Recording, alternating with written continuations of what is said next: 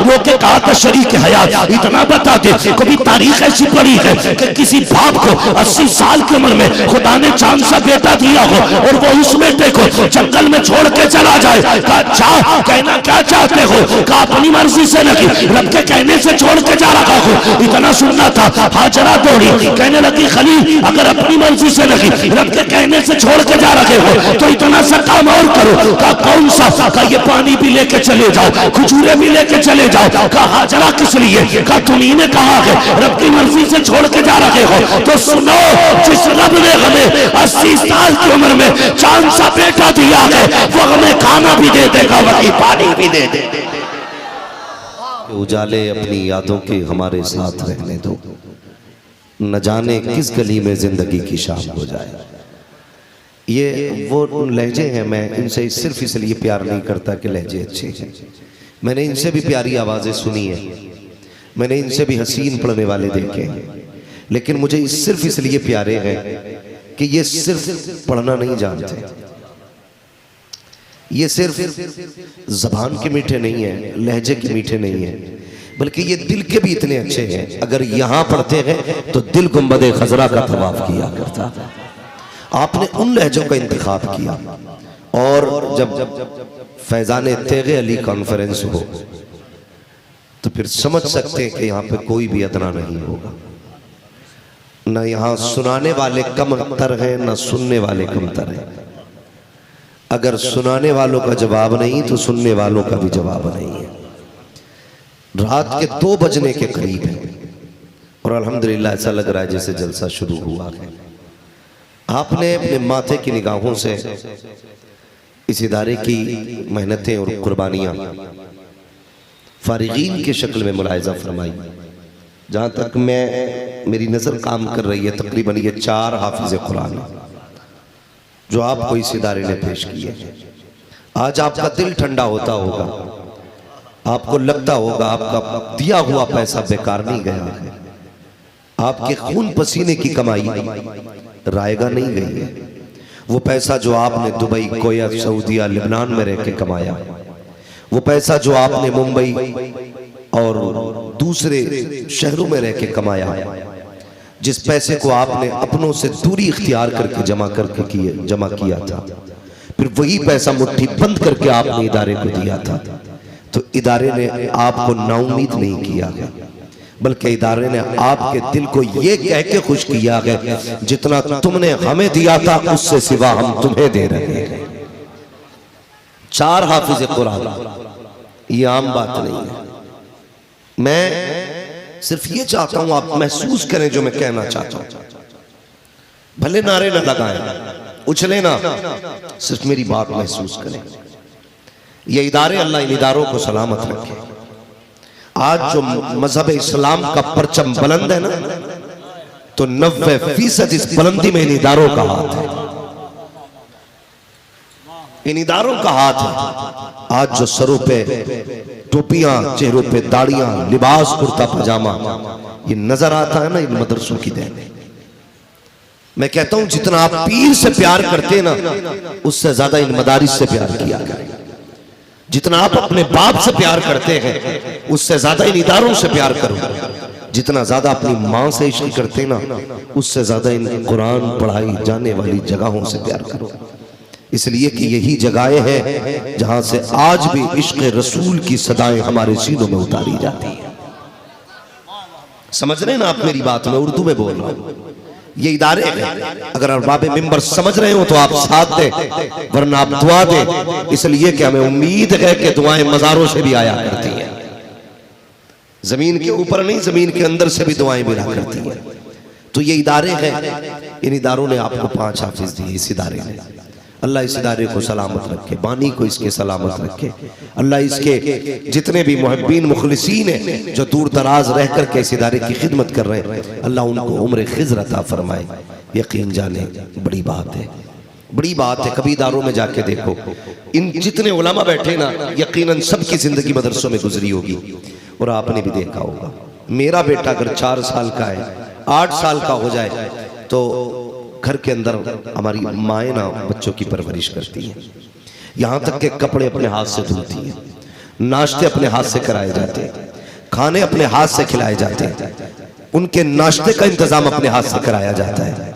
लेकिन कभी आओ इन इदारों की तरफ और कभी देखो इन इदारों को, फिर आपको महसूस होगा वो बच्चे जिस उम्र में जो सही से मुंह धुलना नहीं जानते, वो मदरसे में आके खुद के कफील बन जाया करते हैं और इतने बड़े जिम्मेदार बन जाते हैं, उन्हें कपड़े का पाक करने का तरीका भी आ जाता है, कितनी छींट से नापाक होता है कपड़ा, वो ये भी जानने लग जाते हैं। आओ कभी आकर के इदारों के अंदर देखो, 8 साल के बच्चे आपको 18 साल के जवान नजर आएंगे। आओ कभी इदारों के अंदर आके देखो, इसके अंदर सबासुदा हाल नहीं रहते हैं, सारे खुशहाल नहीं रहते हैं। तुम्हें क्या पता है यार, कितने बच्चे रातों को उठ के माओ के लिए रोया करते हैं, कितने बच्चों को बाप की याद आती तो तड़प जाया करते हैं। कभी तारीख उठा करके देखो कुरान पढ़ने वालों की, यूं ही कुरान सीने में नहीं आया करता है। माँ की मोहब्बत को कुर्बान किया है तब जाके कुरान सीने में आया है, बाप की शफ़क़तों को दूर रखा है तब कुरान सीने में आया है, बहन की मोहब्बतों से फासले पैदा किए गए हैं तब जाके कुरान सीने में आता है। आओ कभी इदारों में आकर के देखो, कितने आंसू बहे हैं तब जाके कुरान सीने में आया है, कितने वाक़े किए गए हैं तब जाके कुरान सीने में आया है। कभी आके देख इदारे के अंदर कितने बच्चे ऐसे सिसक के रोते हैं जैसे बिन माँ बाप के बच्चे रोया करते हैं। लेकिन खुदा की कसम मैं सलाम करता हूँ इनकी मोहब्बतों को, इन्होंने माँ की ममता तो छोड़ी लेकिन कुरान नहीं छोड़ा, बाप का प्यार तो छोड़ा, कुरान नहीं छोड़ा, बहन की शफ़क़तें छोड़ी, कुरान नहीं छोड़ा, भाई की मोहब्बतें छोड़ी, कुरान नहीं छोड़ा, और दुनिया को बता दिया यही क़यास तालीम कुरान हो जाए, हर एक परचम से ऊंचा परचम इस्लाम हो जाए।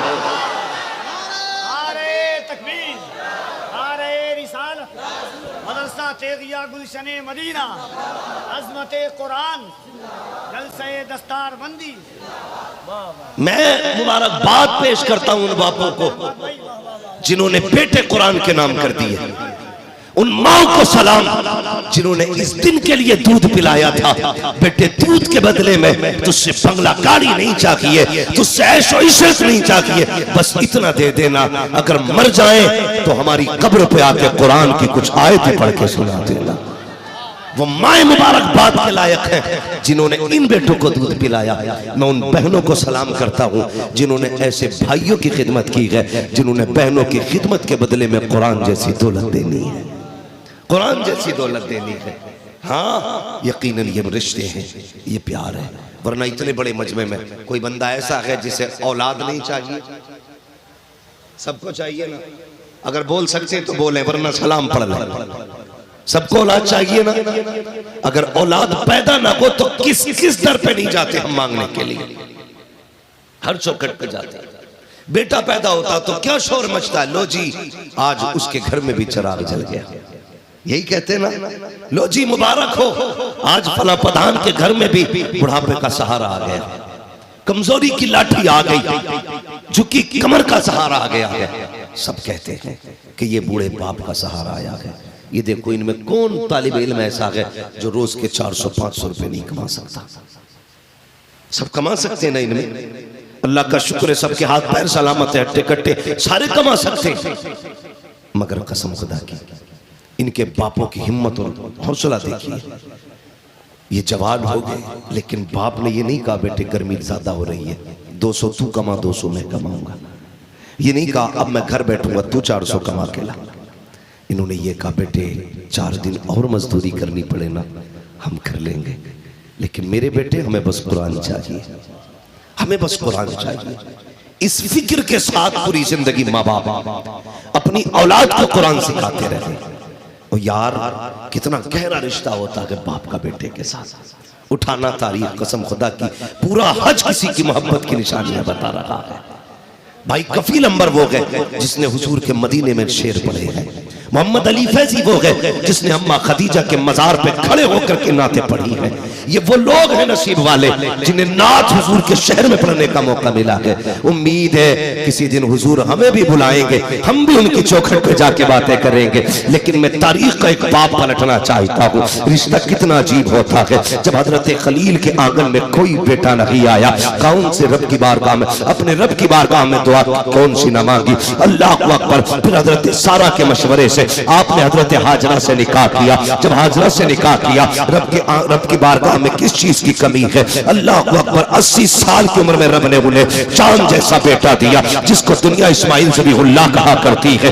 एक बेटा ना था, अल्लाह के खलील के हाथ उठ गए और जब बेटा आया है तो खुशी की इंतहा ना रखी। तभी तारीख तो पढ़ लिया करो प्यारे, बेटा कितनी बड़ी नेमत है। हजरत सारा पहली बीवी है, दूसरी बीवी हजरत हाजरा है, लेकिन जब अल्लाह के खलील के घर में हजरत हाजरा की गोद में हजरत इस्माइल आए हैं, अब मोहब्बत देखिए, हजरत इस्माइल की वजह से आपकी मोहब्बत उधर ज्यादा हो जाती है। हजरत हाजरा मारे रश्क के कहती है, खलील मुझसे ये हाल नहीं देखा जाता है। अल्लाह अकबर, रब ने फौरन जिब्रील को भेजा, कहा जाओ मेरे खलील से कह दो जैसे सारा कहती है वैसा किया जाए। अल्लाह के खलील ने कहा था, सारा बता तो सही कहना क्या चाहती हो? कहा लो अपने बेटे को लो और अपनी बीवी को लो, इतना दूर लेके चले जाओ जहां मैं ये मोहब्बत के नजारे न देख सकूं। अल्लाह अकबर, हजरत खलील ने चांद सा बेटा दिया। कोई आम बेटा न था, बल्कि इतना हसीन बेटा था जिसके चेहरे पर चांद कुर्बान हो जाए, जिसकी पेशानी में नूरे मोहम्मदी चमक रहा था, उसी जात को इस्माइल ज़बीहुल्लाह कहा जाता है। आपने शहजादे को लिया, ए मालिक जाना कहा है, कहा ये फैसला हमारी मर्जी पे छोड़ दे, जहां जाकर के तेरी सवारी ठहर जाए वहीं खलील को छोड़ देना, वहीं जाकर के इस्माइल को छोड़ देना, हाजरा को छोड़ देना। आप बैठे सवारी पे, शहजादे को लिया, हजरत हाजरा को लिया और ऐसी जगह पे जाकर सवारी रुकी है जहां पानी नहीं है, जहां खाना नहीं है, जहां कोई रिश्तेदार नहीं है, जहां कोई अकरबा नहीं है, जहां कोई आबादी नहीं है, जहां कोई बस्ती नहीं है। इम्तिहान हो रहा है। अल्लाह अकबर, आपने बेटे को उतारा, ज़ौजा को उतारा। जरा दिल थाम के बात सुनना प्यारे, हज तो जमाने में किए गए, कभी तारीख उठा करके देखो। जब आपने शहजादे को उतारा और बीवी को उतारा, आप छोड़ के वापस आने लगे, थोड़ी सी खजूरें दी है, थोड़ा सा पानी दिया है, देख करके वापस पलटे। हजरत हाजरा हैरत में है, ए मेरे सरताज आपको तो इस्माइल बड़ा प्यारा है, आज अचानक ये फैसला क्यों किया जा रहा है? ऐसे जंगल में छोड़ के जा रहे हो जहां पानी भी नहीं है, खाना भी नहीं है और कोई हाल पूछने वाला भी नहीं है। बगैर कुछ कहे अल्लाह के खलील पलट रखे हैं। अल्लाह अकबर, बीवी हो तो ऐसी, अगर आज थोड़ी सी कमी कर दे तो शोहर की कमी पर बीवियां बाल नोच लेती है। आओ जरा तारीख उठा करके देखो, हजरत हाजरा को जंगल में खलील ने छोड़ा है, छोड़ के जाने लगे हैं। आपने आवाज दे के कहा था, ओ खलील बता तो सही कोई गलती हो गई है, कोई कसूर हो गया है? कोई जवाब नहीं आया। कहा छोड़ के क्यों जा रहे हो? कोई पता नहीं चला। आप जब सवारी लेकर के पलटे, हजरत हाजरा को छोड़ा, थोड़ा सा पानी खजूरें थी, वापस जाने लगे। हजरत हाजरा तोड़ करके आपने अल्लाह के खलील का पैर पकड़ा। कहा खलील बस इतना बता के जा, अपनी मर्जी से छोड़ के जा रहे हो या रब के कहने से छोड़ के जा रहे हो? इतना सुनना था। अल्लाह के खलील की आंख में आंसू आए और क्यों ना रोते, चांद सा बेटा छूट रहा है, क्यों ना रोते, अपनी जिंदगी का सबसे कीमती हीरा छूट रहा है। रोके कहा था शरीक हयात इतना बता दे, कभी तारीख ऐसी पड़ी है कि किसी बाप को 80 साल की उम्र में खुदा ने चांद सा बेटा दिया हो और वो उस बेटे को जंगल में छोड़ के चला जाए? कहा चाह कहना क्या चाहते हो? कहा अपनी मर्जी से नहीं, रब के कहने से छोड़ के जा रहा हो। इतना सुनना था। हाजरा दौड़ी, कहने लगी खलील अगर अपनी मर्जी से नहीं, रब के कहने से छोड़ के जा रहे हो तो इतना सा काम और करो। कहा कौन सा? कहा ये पानी भी लेके चले जाओ, खजूरें भी लेके चले जाओ। कहा हाजरा किस लिए? कहा तुम्ही ने कहा है रब की मर्जी से छोड़ के जा रहे हो तो सुनो, जिस रब ने हमें 80 साल की उम्र में चांद सा बेटा दिया है वो हमें खाना भी दे देगा, वही पानी भी दे देगा।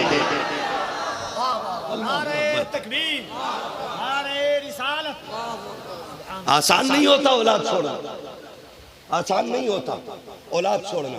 तुम क्या जानो कितनी मुश्किल से औलाद मिलती है। हाँ यार, पैदा ना हो तो कहाँ माँ बाप दुआ नहीं करते। खुद पूछो ना अपने बाप से, जब तेरे घर में सिर्फ 4 बहनें थी ना तो बाप कहता था खुदा एक बेटा भी दे दे।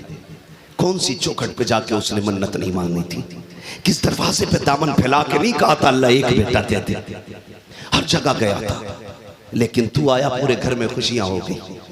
कोई कहने लगा इसको गुड्डू कहो, किसी ने कहा नहीं भूरा कहो, किसी ने कहा नहीं चांद कहो, किसी ने कहा कुछ, किसी ने कुछ, सबने प्यार से नाम दिए, सबने अपने अपने नाम बांटे। मगर कसम खुदा की सुने, अगर बाप प्यार से बेटे को ना पीरा, जुम्मा, बुद्धा जो भी कह दे वो बेटे के लिए सबसे नसीबों वाला नाम होता है। कभी कभी बच्चों को ये नाम रखने वाला बाप मयसर नहीं होता। अगर मिला है तो कदर करना, इसकी इज्जत करना। बाप बड़ी दौलत है, बहुत बड़ी दौलत है। ये क्या दे सकते अपने बाप को? खुदा की कसम कुछ नहीं दे सकते, कुछ भी नहीं दे सकते। मैं जानता हूं बेटा अगर अब्दुल कादिर क्यों ना हो फिर भी बाप बाप होता। बेटा अपने बाप का गौस क्यों ना हो फिर भी मां मां होती है।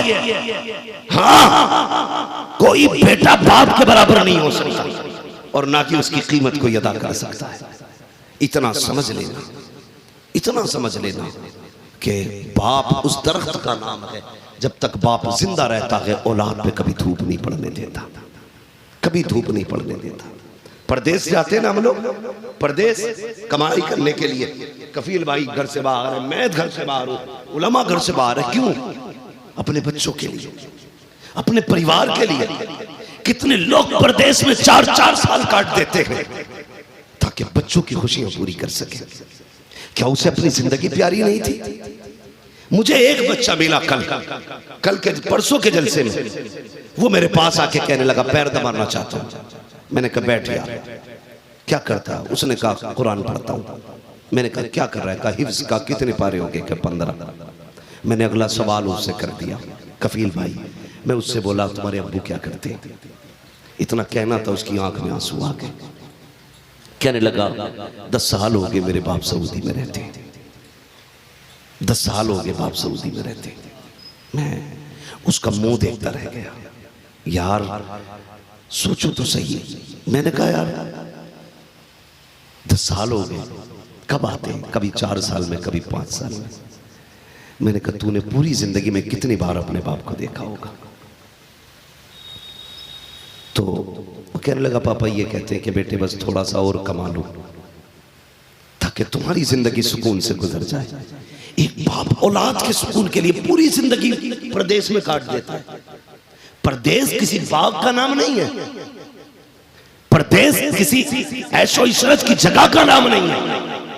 परदेश उस कैद का नाम है जहां रोटी भी कैदी बनाता है, जहां खुद को सजा भी कैदी देता है और खुद की खिदमत भी कैदी करता है। तुझे क्या पता परदेश क्या है? उस बाप से पूछ जिसके 20 साल परदेश में कट गए और वो बेटे को जी भर के न देख सका। ये बेटियां बैठी है, मेरी इनसे गुजारिश है तुम्हें खुदा का वास्ता अपने भाइयों की कदर करना, अपने बाप की कदर करना। कई भाइयों की पूरी जवानियां परदेश में कट गई सिर्फ इसलिए कि बहनों की इज्जत से हाथ पीले कर सके। पूरी जिंदगी भाइयों ने परदेश में काट दी, मेरी बहन इज्जत से रुखसत हो सके। कल जब यही बहन भाई का मुंह काला करके चली जाती है तो उसके 10 साल नहीं 50 साल की मेहनतों पे पानी पड़ जाता है।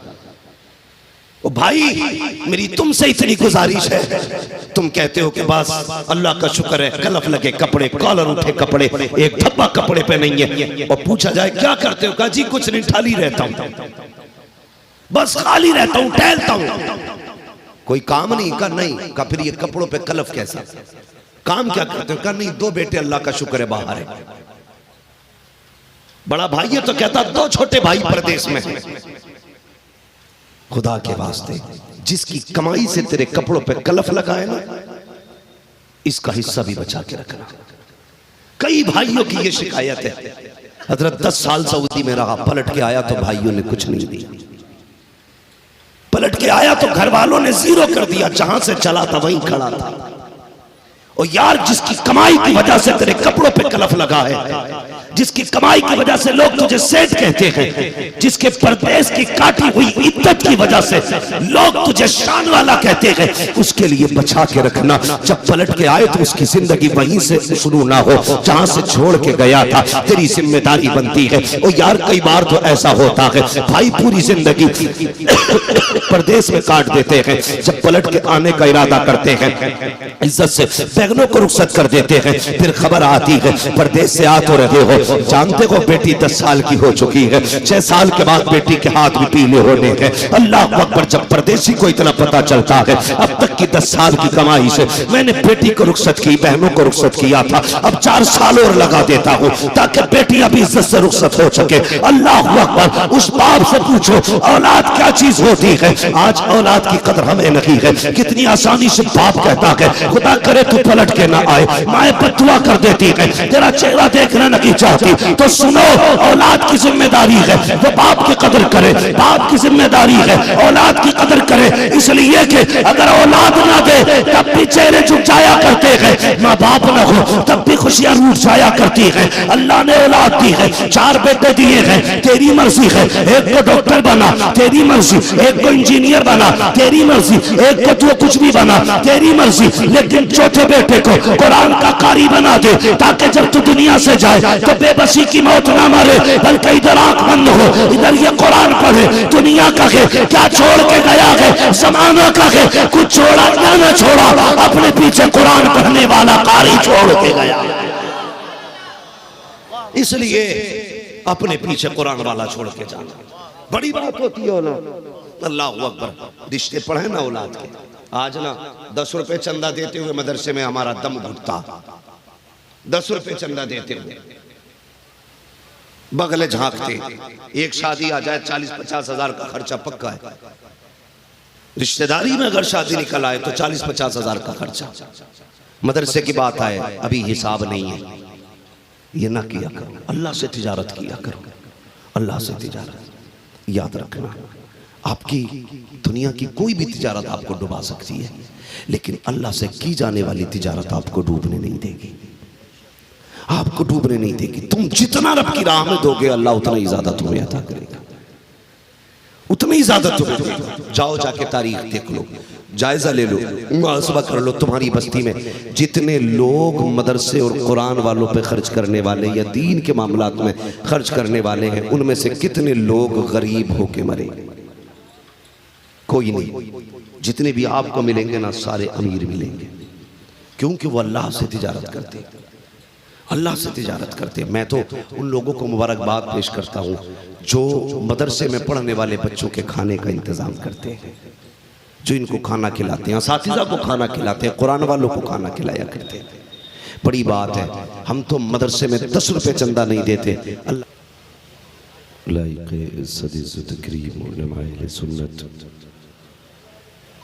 महफिल पाक में तशरीफ फरमा मोहतरम बुजुर्गों, नौजवान साथियों, अजीज़ बच्चों, इस्लामी रिश्ते की इफ़्फ़त में आप पर्दा नशीन माँ बहनों और जुमला हाज़रीन इकराम, अस्सलामु अलैकुम व रहमतुल्लाहि व बरकातुहू।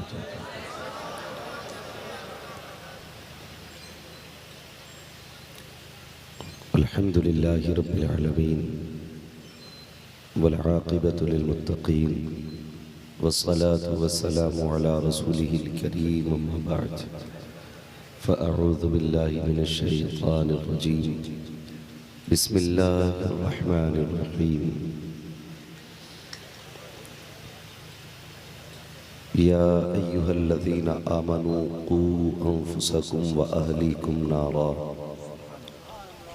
आमन्तु बिल्लाहि सदक़ल्लाहु मौलानल अज़ीम व सदक़ रसूलुहुन नबियुल उम्मियुल मुतीउल मुबीनुल मुईनुल करीम व नहनु अला ज़ालिका लमिनश शाहिदीन व शाकिरीन वल्हम्दुलिल्लाहि रब्बिल आलमीन।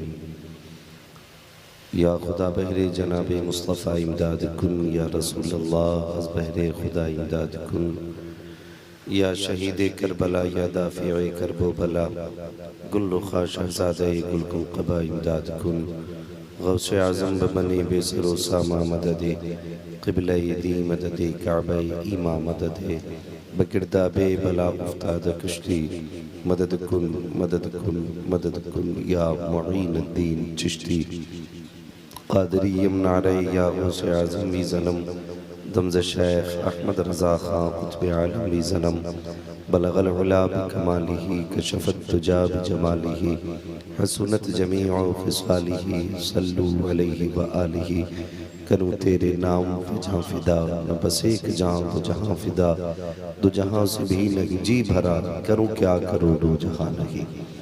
जिसको अपने नबी से जितनी मोहब्बत का दावा हो, कोशिश करें उतनी आवाज़ के साथ रसूल और आले रसूल की बारगाह में दुरूद व सलाम की डालियाँ निछावर कर लें। पढ़ें बावाज़ बुलंद अल्लाहुम्मा सल्ली अला सय्यदिना व शफीइना व नबीना मौलाना मुहम्मदिन मअदनिल जूदि वल करम व आलिहि व अस्हाबिहि व बारिक व सल्लिम सलातु व सलामुन अलैका या रसूल अल्लाह सल्लल्लाहु तआला अलैहि वसल्लम। आप सारे लोग ये यकीन रखें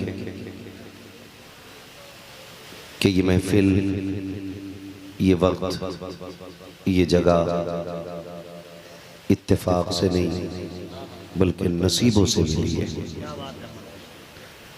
मैं कभी किसी से ये नहीं कहता कि भाई तू बैठ या तू मत जा,